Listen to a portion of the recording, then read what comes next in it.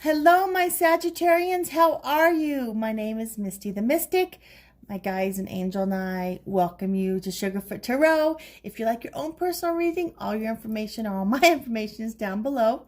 Thank you for joining me. Dharma's here kicking it. I think she's sleeping in the roots. I just fed her. Yep, there she goes. Now she's not camera shy. Awesome. So please check your sun, moon, rising, and your Venus sign because this is a love read. This is your forecast for Sagittarian couples for March 2020. A quick rundown. The 8th is daylight savings. The 9th is a full moon. The new moon is on the 24th. Mercury goes direct on the 9th. And we've got spring that's coming and, of course, goes into Aries on the 20th. And pardon me, I have chosen the Mystical Manga Tarot, okay, for this month. And if we need to clarify anything, the Steampunk Tarot. When I was meditating on my Sagittarian couples, I saw an argument. Now, mind you, we do have Mercury retrograde, and Sagittariuses don't like to look backwards and deal with the past. They always are moving forward with their bow and arrow. So it was very uncomfortable for my beautiful fire signs. And then as I was meditating, a card fell out, and it is the Knight or the Princess of Swords. Don't get hung up on the gender. And again, all my readings are for all loves. No matter who you're in love with, it's for all loves. So, and you know, you could be dealing with an air sign, but I believe it is more about Mercury retrograde being uncomfortable. And, you know, you have a bow and arrow, so you like to shoot your bow and arrow and, you know, set your sights on something and go for it.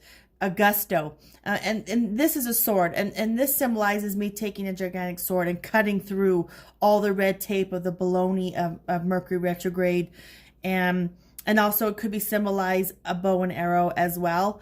But definitely looking backwards and getting rid of the past. I also saw an argument between you and your significant other. So I think it was just the Mercury retrograde baloney. But let's go ahead and go from here. And let's go ahead and get started, okay?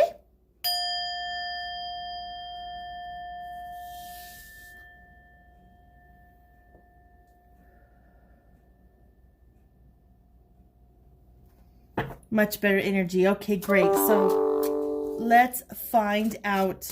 Sagittarian couples, March 2020 for love. All right, let's go ahead and cut the deck. Bottom of the deck. Yeah, so there was an argument, something that happened with you and your significant other, your mate, your married, your partner, you know, just baloney that you're just dealing with.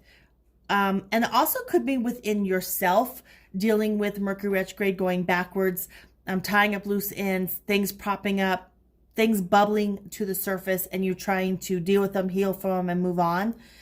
And it also could be your partner. It may not be you. It may be your partner going through a rough time, a depression, troubles with work. And so you're helping them get through Mercury retrograde as well. Sorry about my phone making noises.